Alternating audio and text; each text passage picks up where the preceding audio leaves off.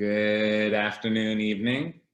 I just saw Yoni Weinberg on here. Yoni, what's up? Yoni is an old friend and student of mine from Berkeley. Yes, good to see you again.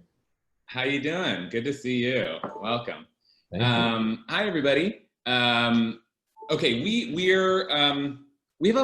have today a kind of a massive topic before us, like a humility.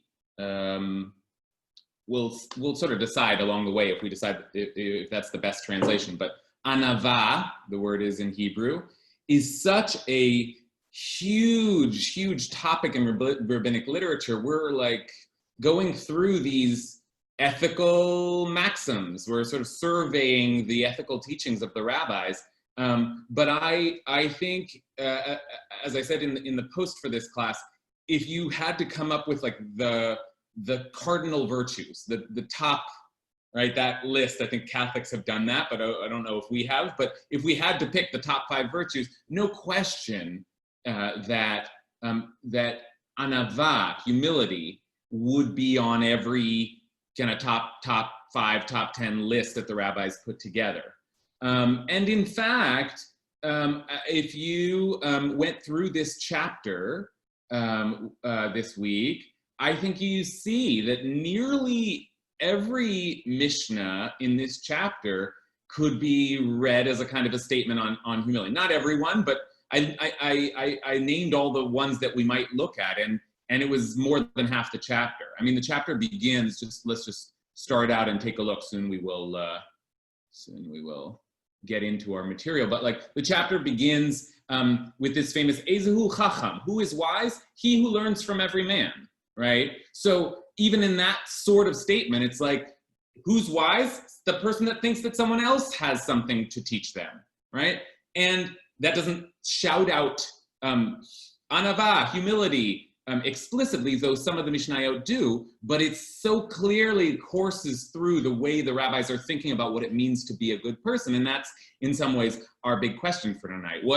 Why is humility so important to them? And is it an essential trait for ethical development, to be a good person? So it's a massive topic. And I will say, it is not just rabbinic, it goes all the way back to the Torah. In fact, one of the most famous statements on humility is this, I always think a little bit funny statement in the Torah, that Ha'ish Moshe, Moses, was the humblest person. Ha'ish Moshe anav me'od mikol adam asher al pnei hadamad. Moses was a very humble man, more so than any other man on the earth. Right? Strong statement there. Certainly one of the sources that we use to think of humility as, if Moses was humble, then... Now, I always think it's a little bit funny, that statement. Why is it funny that did anyone know what's a little ironic about that statement, that Moses is the humblest man in the Torah? Think it through for a second. He's writing the sentence himself. Yeah, right. The idea, exactly. The idea is that Moses wrote the Torah, so Moses is like Moses writing, I am the humblest man on earth, right? So little funny there, but we'll think about that as we go. Okay, so it's that much I think is easy enough to say. This is a massive topic in Jewish ethics.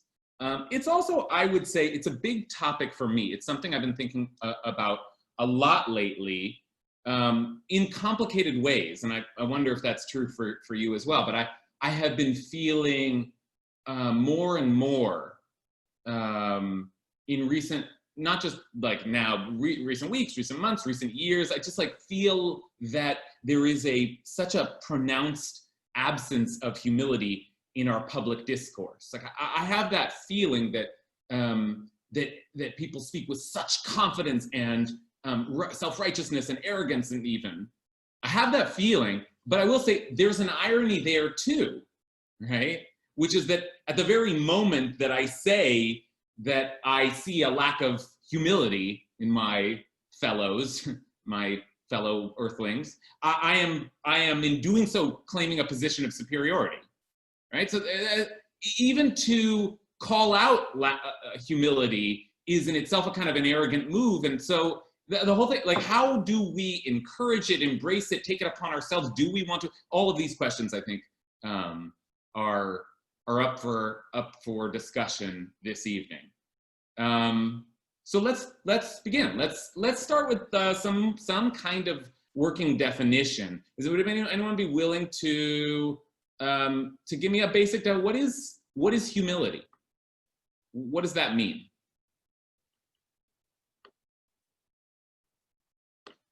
Okay, I usually do not pay attention to the chat, so I'm not looking over there. If you have a definition, unmute yourself and I'd love to hear it. Could it be like a fundamental acceptance that you might not know? Okay, good. Yeah, that's a good definition. In that definition, it has something to do with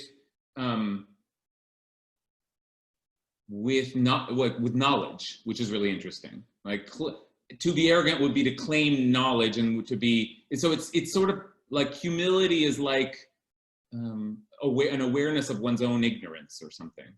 Right? As Socrates, right? I know that I do not know, and so I am the. Okay. Anyone else? Anyone want to add to that? Shane, I feel like you have a. No. I would say it's an ability to see yourself as you see other people.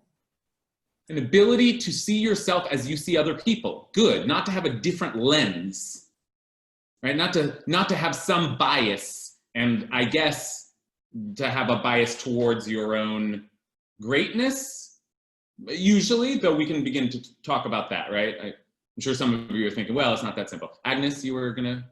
Yeah, it also there's something there about context too, or an awareness of context, and that's you see yourself in a relatively large context. That's either a point of access to humility, or that's like sort of what the base of humility is to see yourself in proportion to something that's much bigger than you. Okay, interesting. The last couple of comments really both have to do with perspective. How do you regard yourself? How do you regard yourself with respect to other people? Jonathan asks, and Agnes asks, how do you regard yourself in the grand scheme, in the big picture, right? To say I am just a speck of dust in the universe I think is part of what Agnes is getting at, right? Like, I see that I'm just very small. There's like I get it. I'm not the center of everything, right? Okay, these are good definitions. Anyone want to offer any? I see Anshia has a hand raised. I was just gonna say not being like Rabbi Gamliel. Right. Good. Great. Thanks. Great point, Anshia. I was with you, Anshia, in Rabbi Browse's class this week, and we like Rabbi Gamliel's haughtiness came up again. Right? We had covered it in our Mishnah class, so that was really good tracking. And it's right. And Anshia makes a great point, which is, what does it mean that the rabbis were so obsessed with humility when we can find all sorts of examples of rabbinic arrogance? Right? Okay. Wendy. I think it's having to do with keeping one's ego in check. And when we're not thinking just about ourselves, I think it goes back to that value of being able to hear other people. Good. Listening and hearing. I think when one is humble, one has humility, one can look at others with reverence. Okay, that's good and helpful. First of all, for introducing the word ego, which is certainly a part of this conversation and has been since the Freudian Revolution. And I think that as you described it, and as the word suggests, that there's something about, or we've been talking about comparative thinking around the self, but also as you describe it, Wendy, it's like, how much am I seeing everything through myself? I am actually I'm always thinking about myself. I'm sort of the point of everything, the end of every, whatever happens, like, oh, coronavirus is terrible. It's forced me to be inside, right? Like, it's like done the a lot whole more world, than that. Like, yeah, the whole world doesn't revolve around you. Right. Great. Okay. Good. We've got some. Oh, I'll take one more. Judy. Judy, I can't hear you. Oh, Oh, now I can. I think someone unmuted you. Thank you, Andrea. oh, okay. I think ultimately humility stems from gratitude and a recognition that all that we have, all that we are, really stems from God. Because I think if you've got that attitude or that perspective, that it just inevitably engenders a kind of humility. Good, good, good, good. That's really critical, what Judy is saying, to begin to put this in a theological context, because it does seem that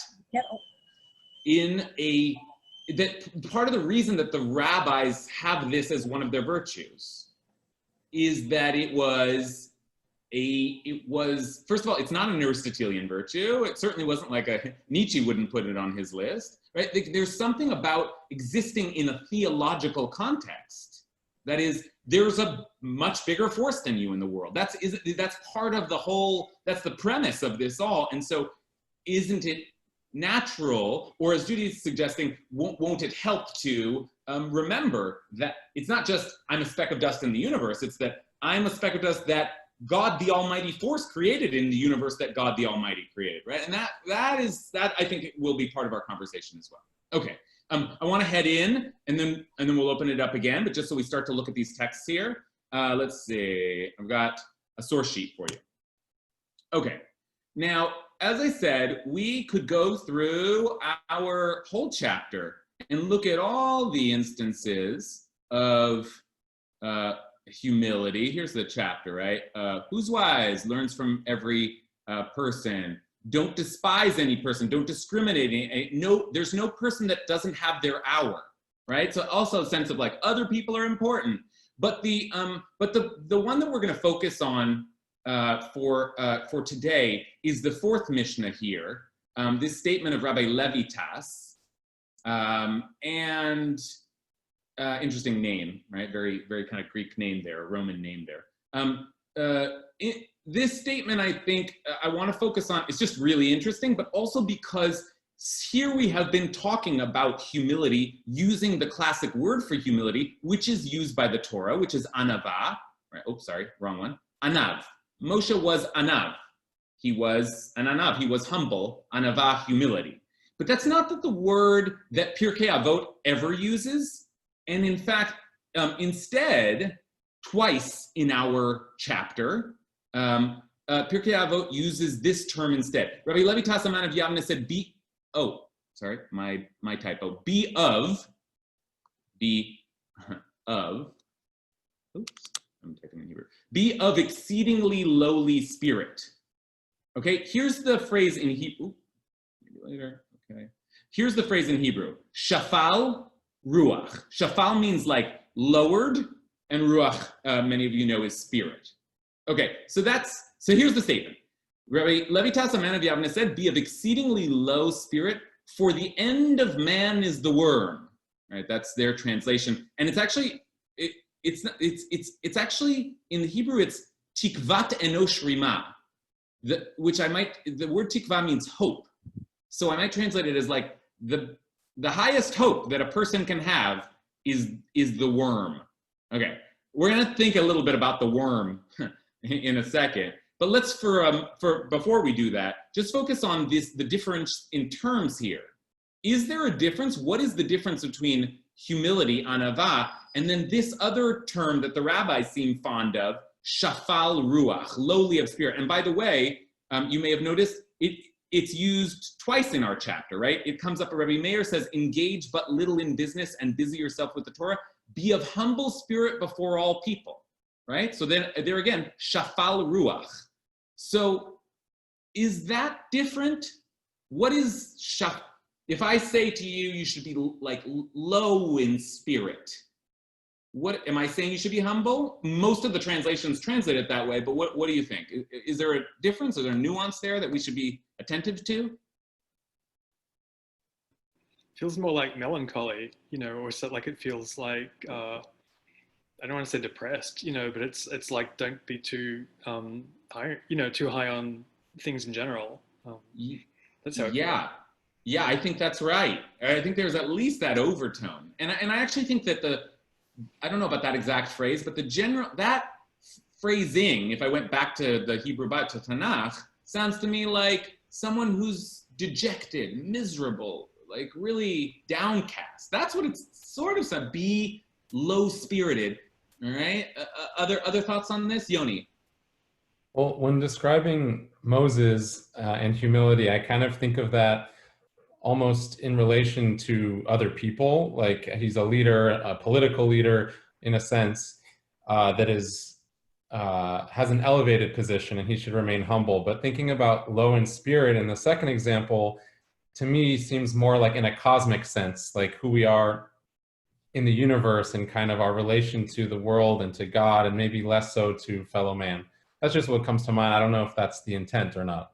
Okay, that's it. Yeah, that's really interesting, right? The first, your reading is supported by the context of the first text that we looked at, where Moses is humble compared to other people, right? Specifically, whereas, I don't know, shafal ruach, spirit, suggests maybe it's something that's not, it's something spiritual, something that has to, yeah, I think that's an interesting read. Other folks?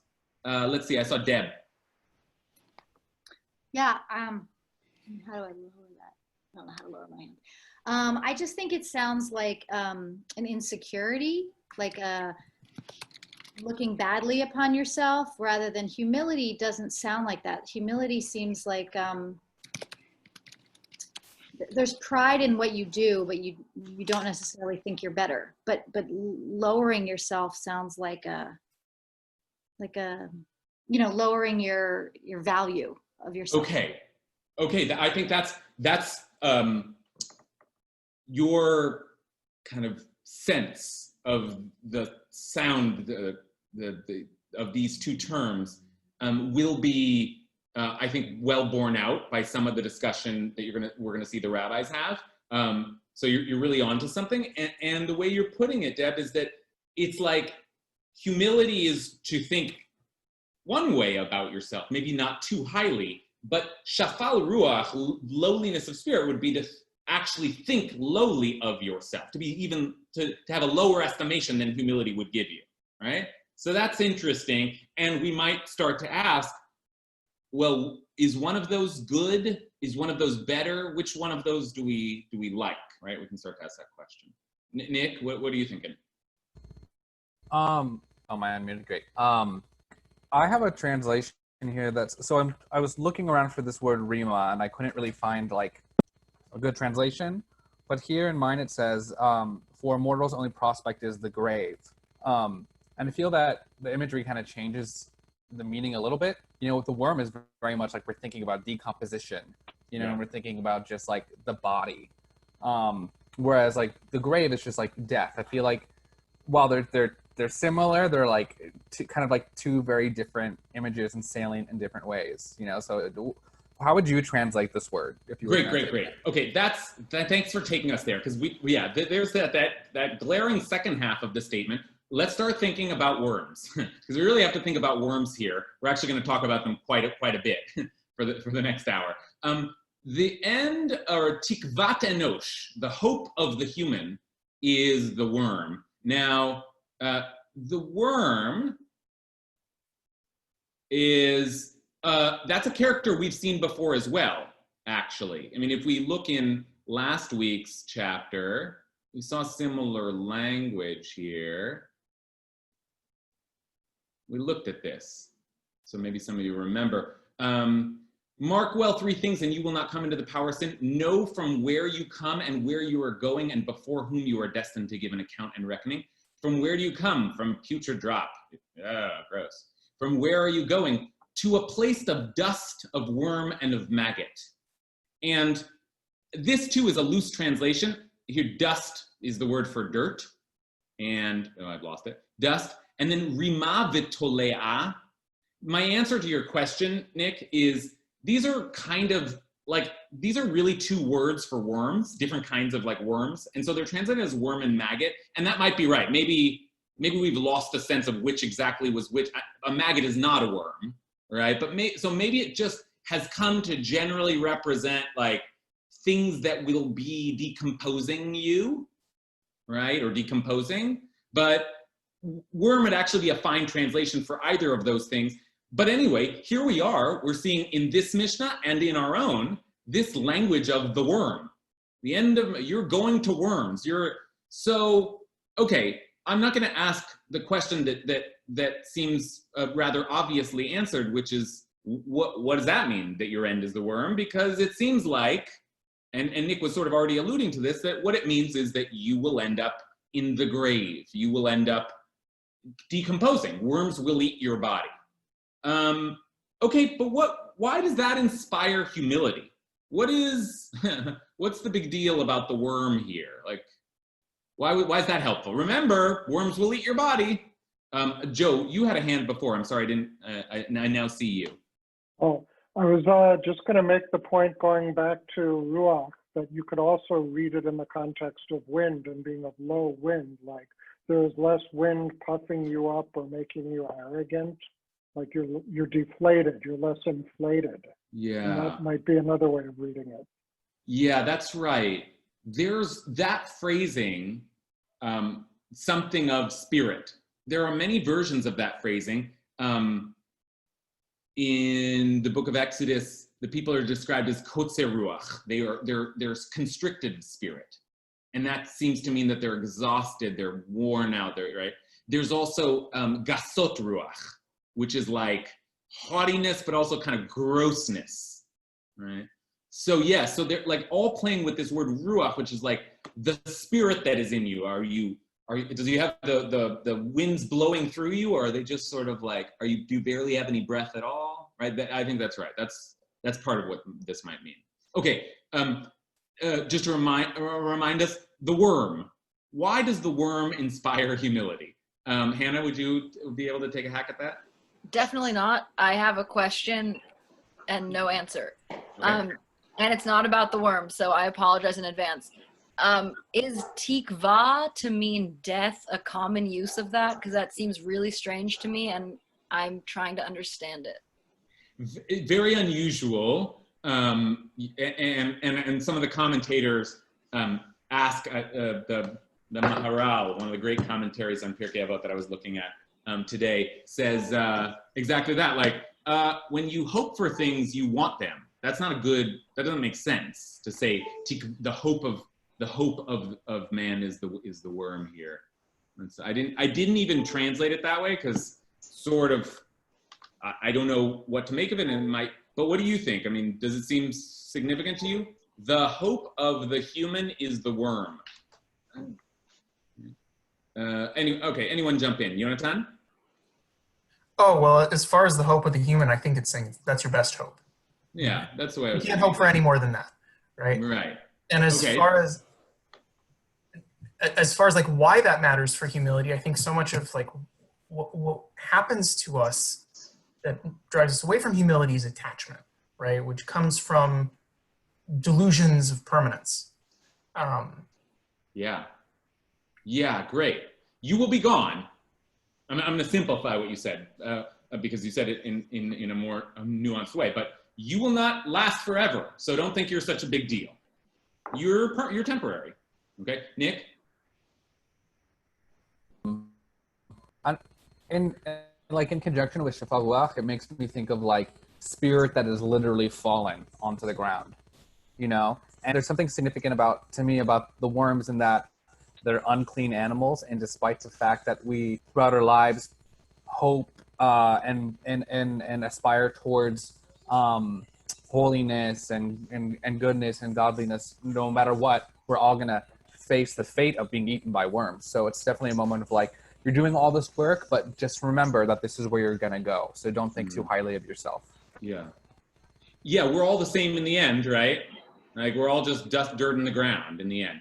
And I guess I want to ask all of you, does that feel like helpful?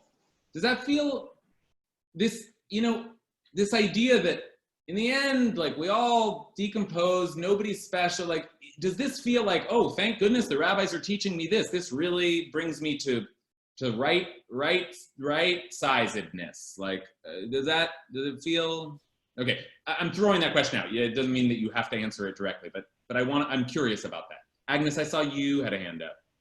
You good? Maybe not relevant. So I'll save it for Allison. Yeah, I mean, it occurred to me that this thing with the worm, it might be a direct contrast between ourselves and God. You know, like, you're gonna die, you're not gonna live forever. Who lives forever? God. Yeah. And so, like, given that we're not God, we don't know everything. Yeah, right. Mortality itself. It's not just, oh, this is temporary, which is true. It's not just, and all creatures die, but it's also like, you are mortal, you are not divine. So keep that, it's a reminder of your humanness, which should put you in contrast to the great divine, and therefore, right, give you that perspective. Maybe implied in eventually you will die is maybe the idea that, like, you are limited. Yeah. You know, your ability to know is limited, and your ability to be, like, the ultimate is limited. Yeah. Okay, I'll take a comment from, oh, I see not a lot of hands now. Okay, that's great. Yoni?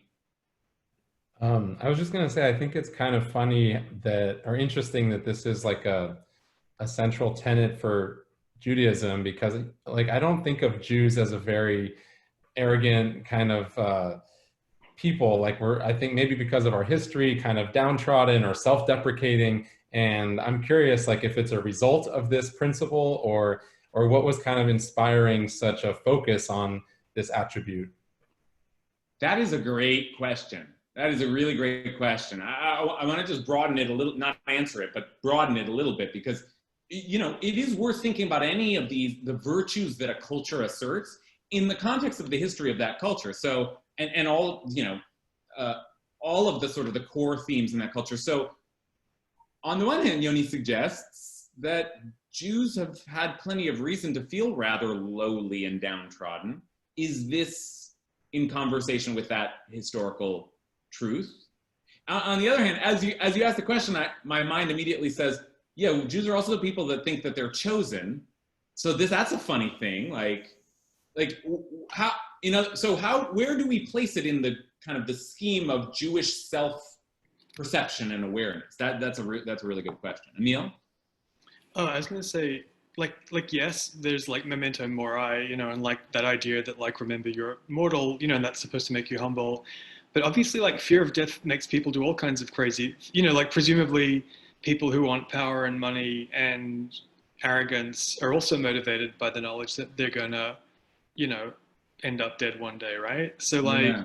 So I totally, I understand, like it is something that, you know, like puts life in perspective, but most people are also just focused on like, you know, okay, so what do we do for the however many years we have, you know, before that happens?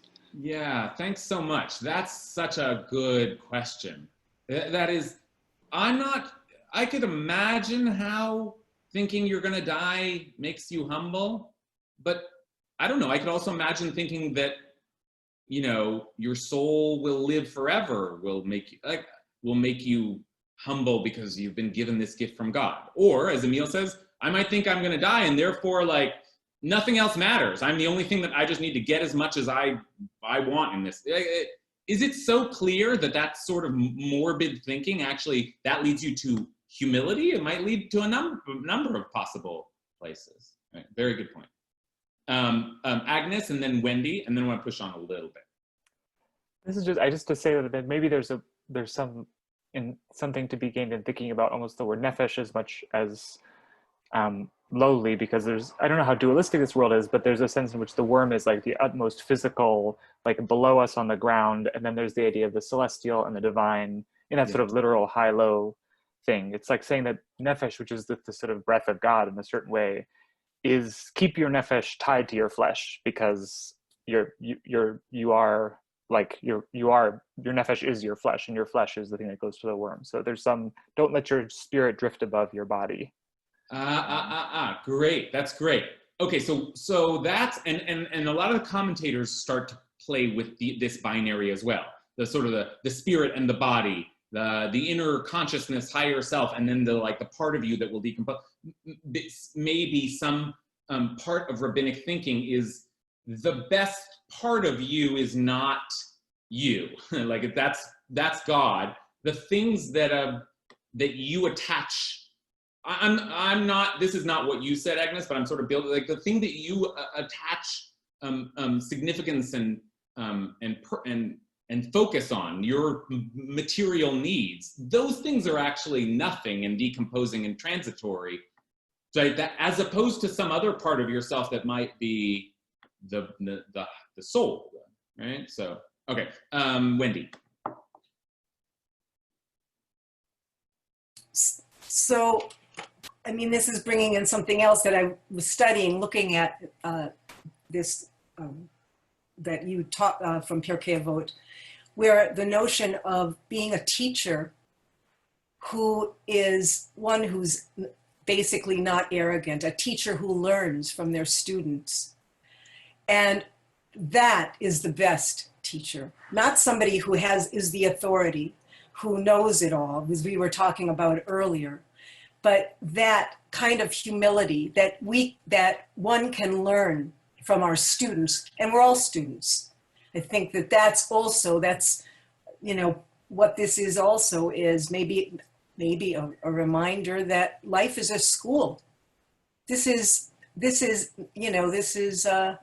something that's a constant. You don't get to this place where everything, I've got it, I know it. Good. Okay, I think that is a very rich field of investigation, and Allison started to take us into it earlier, that this whole reckoning of how humble, how self-aggrandized you are might be measured along the axis of your sense of your own wisdom, knowledge, authority. Like it may have a lot to do with how much you think you know, as opposed to how much you think you don't know and have to learn. That could be a big part of it as well. Okay. Oh, I see one more hand. Nick? Yeah, I just wanted to respond to Yanni's question from earlier of what, where did this idea of like lowliness and this metaphor for the worm come from? And I'm looking at, it says Rabbi Levitus of Yavna, like big school of rabbinical thought, and then later on we see statements about like don't make Torah an adornment, don't make decisions on your own. And it actually seems like he's attempting to like make a kind of political power commentary to the people of the school and to his fellow rabbis, of saying like, don't think that you're so important just because you're making all these decisions. Like, reel it in. Yeah, right. This is taking place, in other words, in a context of like a school, an academy, a kind of a dialogue of, like, you can imagine if the rabbis are saying this to each other, part of what they're saying is, don't think you're always right about the law. Don't think you're always right about Judaism. Don't think you're always like the number one rabbi, right? That's a part of this as well. It's part of the discourse that they're speaking to. Okay, I want to move forward. We have a couple of really cool texts to look at eventually, but before we get there, I just want to make a quick pit stop, too quick, really. But I think we cannot talk about anava, humility, without talking about this other sort of like rabbinic kryptonite, which is the seeking of glory, of kavod. And that's also all over Pirkei Avot. It appears in our chapter in this way. Rabbi Elazar Kapar said, jealousy, hakina, v'hatava, and temptation, v'hakavod, and honor, mutzin et hadam min ha'olam. They drive a person out of the world. Now, I'm not so surprised that jealousy and temptation are bad, but it's a little surprising that honor is something that, well, I don't know. What does it mean to drive a person out of the world? I'll give you just one other example of this that you can play with in the 6th chapter. I think it's put even more kind of bluntly, right? here. Do not seek greatness for yourself and do not covet honor. Al tachmod kavod, right? So I want to just like put that, what does that have to do with humility, the seeking of honor? Why is that the antithesis or the like that's the kind of the be humble, don't be someone who seeks honor? What's that about? Maybe it's too obvious a question. Like, is it maybe they're just the same thing? But like, why is that the language that the rabbis are fixated on when they are warding you against non-humble behavior? Wendy, you have a thought? No? What keeps coming to mind is there's this dichotomy. We're created in God's image. We're to be godly, and we honor God, and God is to be honored. But how do you that's a fine line. How do you be godly in the world, and yet at the same time you need to rein in that ego that wants that honor? The honor goes to God. This is where honor is to go. Okay, so that's interesting. So ego, which is the word you introduced before, which seems to be the thing which, like, if left unchecked, will destroy humility. The thing that ego wants is honor. The thing, the self-aggrandizing self. There are many ways to think of self-centeredness, right? You could just be a narcissist and be unaware of anyone else's needs. But this is a particular version of which is that I want honor.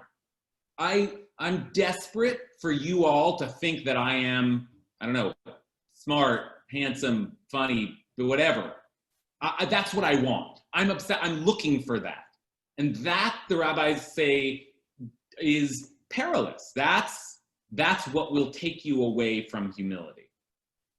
Okay, interesting. I see Enshia and Yonatan. Enshia? I was just going to mention, like, in certain other cultures or religions, like honor killings, like we all know that, killing and murder is bad, but in certain other cultures or religions, if someone believes that the family is dishonored or did something to make the family look bad, the only way to restore their honor is to, kill the person. Yeah, that made me think of that. And Shia, I liked two things a lot about what you're saying. One is that it actually begins to explain the language of driving a person out of the world, which is a little bit of a cryptic phrase, could mean a lot of different things, but there's a way in which you could read it very literally. Like, if you're obsessed with honor, that eventually will will bring you into violent conflict. It could actually ruin your life. It could actually end your life, because one way of thinking of lowliness is to say, I don't care so much what happens to me. But if I'm concerned with my honor, then, oh my goodness, you have offended me. Like, I challenge you to a duel, right? That sort of thinking is like, it's not humble thinking, and it's dangerous thinking. I mean, one question we haven't fully answered that Enshia is pointing towards is, what's so bad about arrogance? What's so good about humility? So one of the things that might be bad about self-importance is that if everybody has it, it immediately leads to conflict, right? Yonatan. Somebody mentioned earlier kind of this idea that humility is the antithesis of understanding our relationship with God, right? That we begin to see ourselves as godly. And now that we've seen both of these words, ruach and kavod, I'm increasingly convinced by that. These are really loaded words, right? God's essence is called kavod, right? And God has a ruach also. Right. These have to do with sense of self and where the self fits into the world. Great. That's great. Yeah. That notion that we heard earlier that Yoni introduced, that maybe ruach is connected to spirit. This is a good building on that, right? These are God's attributes. God's glorious. God's awesome. God's great. Like, right? As Judy said, we have to put this in the context of there's a thing you're supposed to worship in the world, and it ain't you, right? Okay. I see some hands. I will remember them. Tali and Deb have hands up. There's some really juicy stuff coming up, so I want to take us a little bit forward. So I'm sorry if your point will get lost. I will come back to you. Okay, I want to take us especially into Maimonides' commentary, because Maimonides will do a helpful thing for us. Because so far, I have to say, all of this seems rather extreme, doesn't it? I mean, the language here of like, you know that the worms are going to eat your body. You should be lowly of spirit, right? Or careful about honor. It'll drive you out of the world. Like, it's all very intense and heavy and sort of like Puritan, right? So Maimonides gives us a very interesting and quick kind of reframing here. He's got a very different scheme.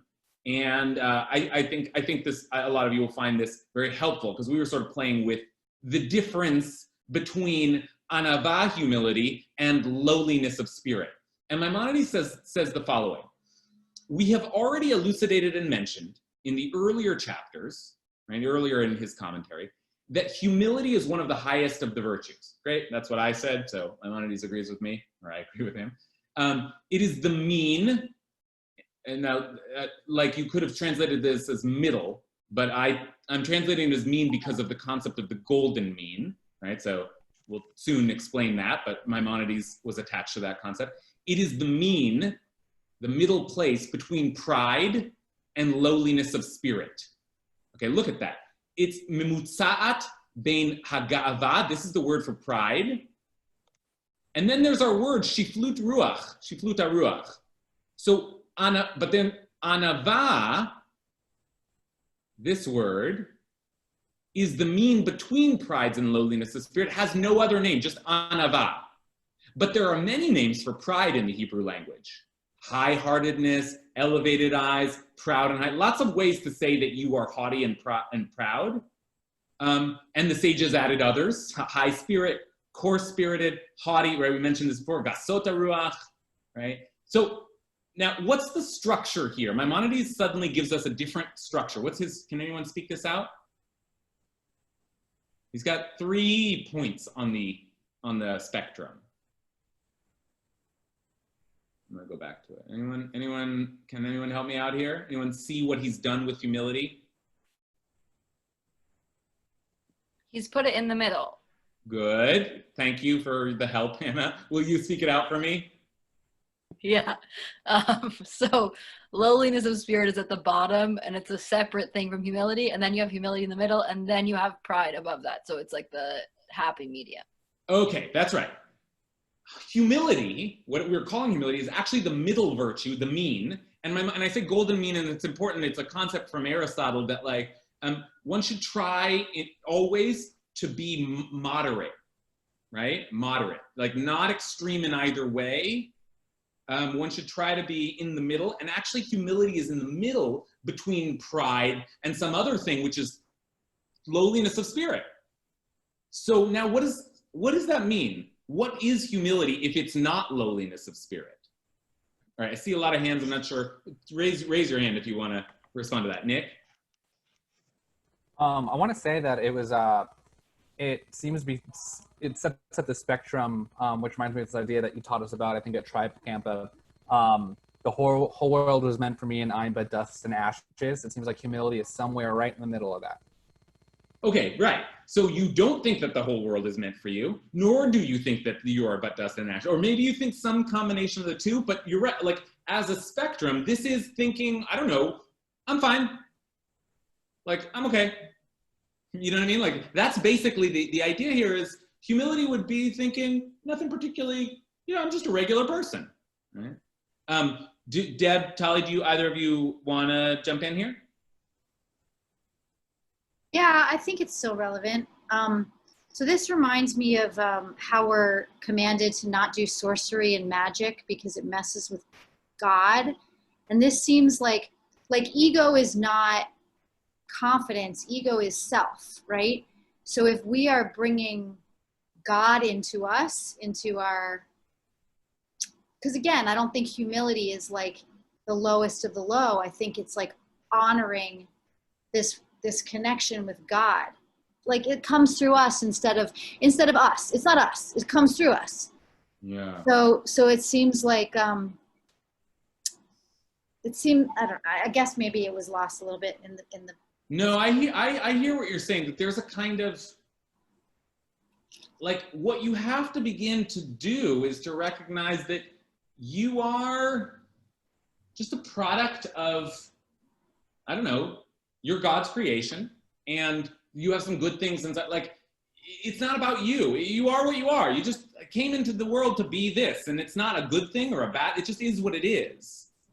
And as soon as we put our own stuff on it, that's when it becomes a big mess. Right. Yeah. No, I think that's very helpful. Tali, do you have anything you want? Well, it was Nick's. Hi, Nick said it was exactly what I was thinking. Holding the balance, but I also think that having humility is not only moving, moving away from all about the big I. It's making the smaller I, and it's also giving space. And I think by giving the space, because if it's only about you, there's no space for God or the other. So being humble, and since it's stepping back, it's like the dance. It's stepping back. That's why I think of Netzach as moving forward and Hud is moving back. It's doing that dance to step back, to make space for the other, to make space for God. It's not. That's how I see it. Okay, and all of this language that you're giving us, Tali, is as if to say, you make space for the other, not by diminishing your own self. Right. You don't annihilate yourself. Right. That would be lowliness of spirit. You step back so that someone else can exist. You still exist. You're still fine. You still have worth. God exists. Other people exist. You have to exist in right relation to everything else. Right. And that's what humility is. Humility is a sense, a correct and appropriate sense of self, a right-sizedness, so that you understand, if you think, oh, I'm the worst, I'm despicable, I'm just garbage, that's not humility. And in fact, there's something about that that's also a little self-centered, isn't it? Right, like, right. You're, to me, right? I annihilate myself. That's not the virtue. That's not what Maimonides would have us strive for. And I would just point out that this does some good work in explaining that verse that we first looked at. Now Moses was the humblest person on the earth, right? Mm-hmm. Because like there's a way in which you can imagine through Maimonides' paradigm, Moses just writing like, oh yeah, you know what? It turns out I'm a very humble guy. Like, in other words, Moses is not attached to, he's willing to describe his merits and his demerits, and it's a balanced sense of self rather than a lowly sense of self. Okay, that's quite a contrast. Now, the question then becomes for Maimonides, well then, what are they talking about, the lowliness of spirit, if humility is not that? And he continues and says, the opposite of these things like pride and high-spiritedness, the opposite is lowliness of spirit. We've already explained that in the 4th chapter, that a person needs to, we have already explained it earlier on that a person needs to lean a little towards one of the extremes until he establishes himself in the middle as a type of fence.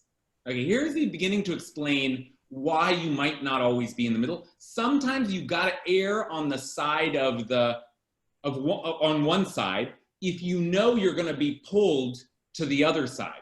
So you have to be a little bit more like, I'm terrible, in order to ward off the danger of thinking you're too great, right? That's true, like in general. Sometimes you have to overcorrect, but then he says a wild thing, but only in this trait, from all the other traits, that is only with pride, due to the great deficiency of this trait, according to the pious ones who knew well its damage, they distanced themselves to the other extreme and completely inclined towards lowliness of spirit until there was no room for pride in their souls at all. So do you hear what he's saying? You hear what Maimonides is saying? That most of the time we want to be in the middle. Sometimes we have to you know, you have to be, if you're someone who talks too much, then you have to work on being quiet. And you shouldn't work on being just medium quiet. You should work on being quiet because you have to overcorrect a little bit. But if the problem that you're dealing with, and we're all dealing with, is pride, it's just best to go to the other side. You should just try to think of yourself as lowly, because the danger of pride is so great that you have to do everything you can to overcorrect. And that's why the sages are telling us, be lowly of spirit. Now, what do you think of that? Does that sound like good advice to you? Do you understand what Maimonides is saying? Do you agree? What do you think of that?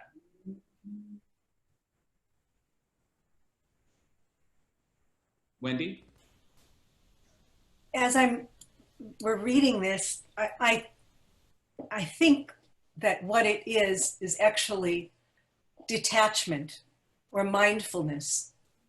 When one steps back and is not dealing with pride or trying to be honored, but being able to see and everything, mindfulness, to be aware. What he's talking about is that dance. Tali was like mentioning a little bit, you know, that back and forth. And that's what that is. And for me, that's my sense of being, of detachment, the spiritual sense of detachment or mindfulness.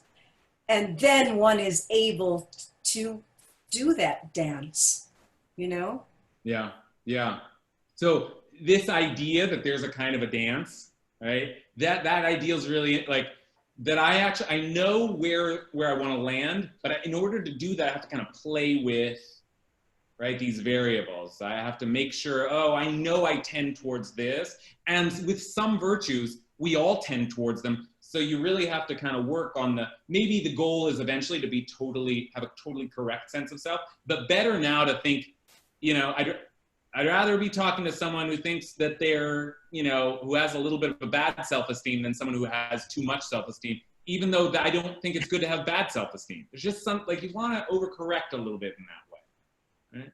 Okay, and Shia?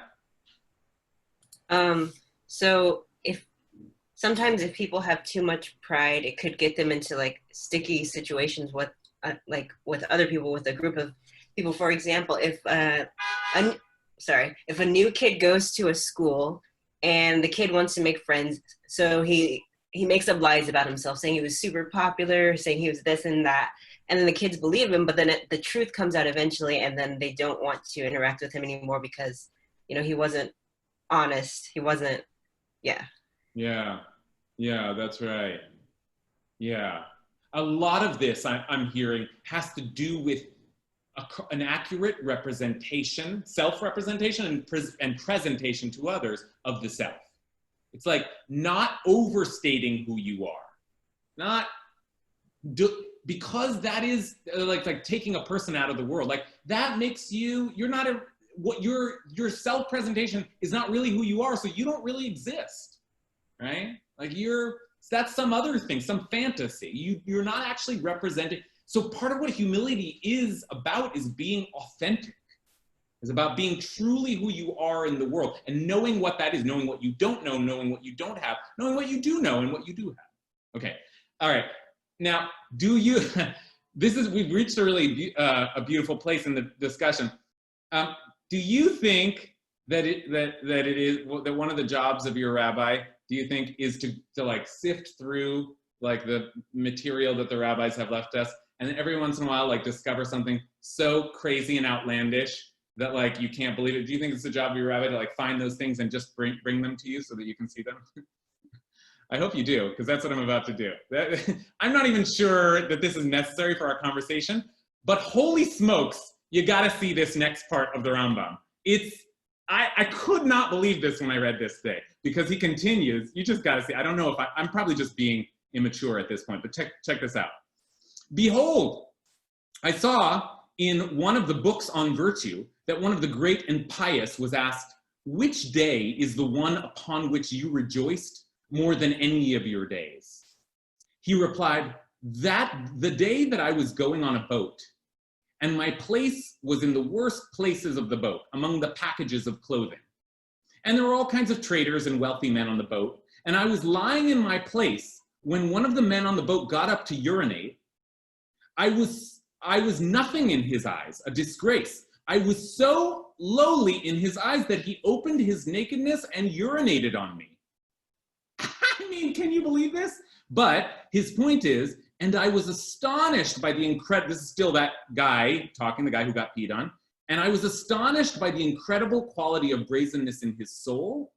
But as God lives, my soul was not pained by his act at all, and my strength was not aroused. And so I rejoiced with a great joy that I reached the point where the disgrace of this empty one did not pain me at all, and my soul did not feel anything towards him. There is no doubt that, now this is the Rambam again, typo here, not 3, but there is no doubt that this is the purpose of low-spiritedness, to completely distance oneself from pride. And it is because of this that one is commanded to come close to lowliness and say, be very, very lowly in spirit, out of his fear that a person will on and on and on. Okay, but I mean, what do you do with that? That's just crazy. That's in our tradition. That's Maimonides. But that's all. He's also making a very strong point here. Like, you should actually, the goal of this sort of overcorrecting should be getting to a place where someone would pee on you and you wouldn't care. And someone would you would be abused, downcast, dejected, just like rained on with filth. And it would be, you wouldn't get angry because you wouldn't be attached to you and who you are and how important you are. And this guy was so happy about, I got to that point. And Maimonides seems to affirm it. Now, I'm not on that level yet, I must say. But what do you think? What do you think of that? I mean, does that sound insane? Is there a point to it? Like, what do you think of getting to a point where you don't care what happens to you? Is that a goal? I feel like that's a moment where I would say, like, okay, you're a good person, but like, there's another way to make this point. You probably should have said, hey, you're peeing on me. Right, what the hell? Right. And that would have been fine. That would have been right. So that's the like shiflut ruach, like lowliness. Maybe a humble but not lowly approach would be like, hey man, I don't like to get right. Okay, Allison. I know we're all giggling, but it's there in the Rambam, for God's sake. Allison. Yeah, I mean, great rabbi for finding this. Very impressive. Yeah, you know, honestly, when I read that, I immediately thought of like my Buddhist friends and like this kind of notion of like unattachment. You know, if you're really walking that middle pillar between like, oh, I'm the worst person, let me like flagellate myself, compared to like, oh, I'm the greatest, everyone bow down to me. The middle part there is actually like, I'm not so high, I'm not so low. Like, the things that happen to me, they don't bear so much weight on my value as a person, because my value is inherent. So what would it matter if I'm peed on? Doesn't, like, the fact that this random business guy doesn't think much of me doesn't affect my self-worth at all. I think you're muted. I just heard some sounds outside, so I muted myself. Incredibly well put, incredibly beautifully put. And I think part of what you're doing is reminding us that this is not weird. This exists in many spiritual traditions, this idea that like, you should be detached from your own self. Like, you're not, like, the true enlightenment would be to like not care about what happens to you, because that isn't a big deal. And as you said, I have inherent worth. What matters about me is that I was created in the image of God, not what any one person does to me at any particular moment, or who shows me honor, right? That was the other, right? Am I being celebrated or am I being peed on? Like, none of that matters. It's just, I'm just me. It's like, okay, so he's a jerk. That doesn't affect me. Okay. I think, yeah. I think when you think about a person like Anatoly Sharansky, and those who have been in, you know, I can, you know, see what he went through, or others who have gone through and been able to still, in spite of what, you know, any denigration to them, somehow they were able to stay in, when I think of being the Vav, they were able to stay in that middle place, and to survive what they went through. So I'm sure, the Gandhis of the world, they were able to, and I'm blanking right now, I don't know why, I'm having a major senior moment, from South Africa, how being imprisoned, was able to withstand that and be able to hold, because you couldn't take away their dignity. That's how they felt their dignity could not be taken away. So I don't know if that's how you can read that, or maybe not. That's what I was wondering. It's so, what you're saying is so suggestive, and I want to try and speak it out a little bit. We won't have time to process it tonight, but I think it's an important point that there is actually a discourse happening in our culture around what effective and meaningful and true kind of resistance looks like. And part of that debate is to think through whether, say, Martin Luther King's path, Gandhi's path of like love and the willingness to suffer, whether is that the right approach, or do you take a more kind of Malcolm X, Black Panther path of like, no. And that's not just how do you protest, it's also, do you use your voice to say, this is wrong, and I am gonna say this, and this is, fight back. And that, in order to do that, that requires a certain amount of empowerment, a certain amount of self that many would argue is necessary, and that to be meek in the face of great injustice is not effective, is not honest, is not wise, right? So that's, I think, there's a lot to think about there, and I would not deign to render any kind of strong conclusion on that, but there's what to think about. Okay, Agnes? That's so interesting, and I feel like my brain just turned to that set of thoughts. The thing I was just going to say is that even the text is doing, like, the rabbi in the text is being peed on, but the text is sort of doing something to us too. It's like, it's almost like peeing on us in a certain way.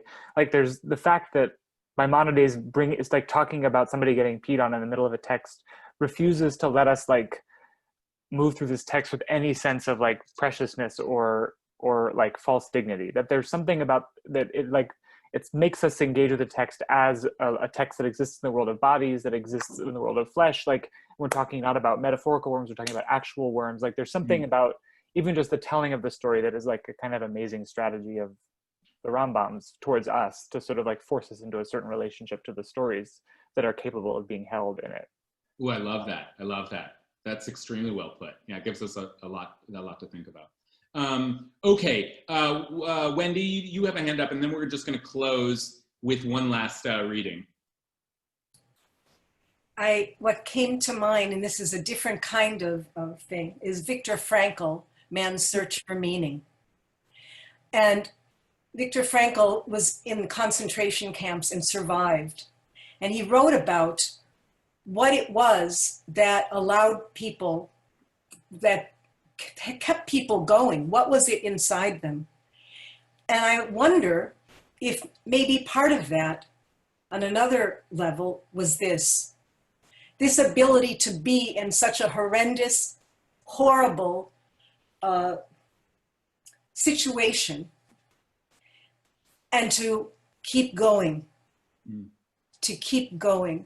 And there is, so I think of it in that way as well, that this takes us back, I think, to Yoni's comments earlier, that maybe it's worth thinking about what kind of culture and historical experience needs to embrace humility as a virtue, because I mean, I know this sounds like I'm just again joke, but history pees on them. Like, history treats them wretchedly, right? Like, the Jews have gotten kicked around for all of these. Like, maybe Maimonides' like illustration here is a kind of an analogy. Like, Jews have not been treated well, and yet, like, can we think of our own self-worth in spite of that?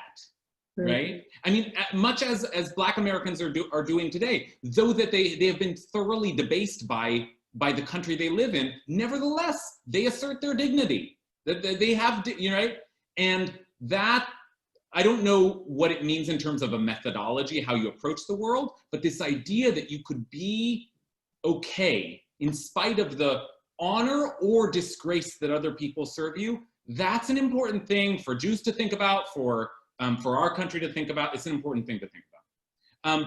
I want to just close by reading my favorite teaching on humility that I could not help but remember, because it also speaks of the worm, but in a very different way. This is the Baal Shem Tov, the founder of Hasidic Judaism. And I just think, Maimonides kind of flipped our script in a way by putting humility in the middle rather than at the end. Here's another entirely different way of thinking about humility that I just want to offer as one that speaks particularly to me before we sign off for the night. So the Baal Shem Tov says, a person should not say in his heart that he is greater than his friend because he serves God with greater closeness. Now that's interesting in itself. Like the idea, you might think you're better than other people because you're more spiritual, because you believe in God more, you keep the mitzvot more. Don't think you're better, for he is just like every other creature who were all created in order to serve God. And the blessed God gave him a mind, just like God gave him a mind, like both him and the other person. Now this is the worm. In what way is he any more important than the worm? For the worm serves God with all its mind and all its power. And a person is also just a worm, as it says in Psalm 22, I am a worm and not a man. And if the blessed God had not given him a mind, he would not be able to serve God any better than the worm does. All the more so when it comes to other people. So now this is interesting, and I feel that the Baal Shem Tov must have a sense of how worm is often used to evoke humility. But here he's saying not that the worm will get to you, but that like a worm's just doing what it's supposed to do, and so are you. And everybody's just doing what they're supposed to do, because after all, God created us all. And if you have good looks and a great mind and all, that doesn't matter. God gave you that. So you'll use it just as the worm uses it. Big deal, right? And then I'll just close with this, because I really love, there's an implication here that he derives that I think is worth carrying away with us. So he should think that he is a worm, and all the other little creatures are like his companions in the world. Right? This is quite beautiful language here. V'sharei briot ktanot hem chashuvim kmo chaverim ba'olam. They're like his friends, companions in the world, for they were all created. And none of them have any power that was not given to them by the blessed Creator. And listen to how he ends. This idea should always be in his thoughts. Always thinking about how you're just like the worm. You're nothing but a worm. You're just doing what you were put here to do. And you may be put here to do something great, and you may be put here to do something small, but it doesn't matter. You're just living out your own capacity, which God gave you. You didn't earn that. You didn't deserve it. It's just the way it is. So just remember, you're just one of many. And what I love about this is that humility in this framework puts you on a level playing field with everybody. Humility is that which makes you the same as everybody, and therefore connected to everybody. One of the advantages to humility is that you get to be friends with everything in the world. Whereas if you're better than everyone, then you're apart, you're disconnected. And frankly, if you're worse than everyone, that's true too. What the Baal Shem Tov is encouraging is that you just understand that you're just another thing, just another creature here in the great family of creation. That's a version of humility that I can get down with, right? And it doesn't require you to get peed on either, right? So okay, I will see you all next week. We're gonna look at chapter 5. Great discussion tonight, and everybody have a wonderful Shabbat. Maybe see some of you tomorrow, either at davening at 9 a.m. I'll be leading that, or at 5:30 for Kabbalat Shabbat. Bye, everyone. Bye-bye. Shabbat shalom. Shabbat shalom.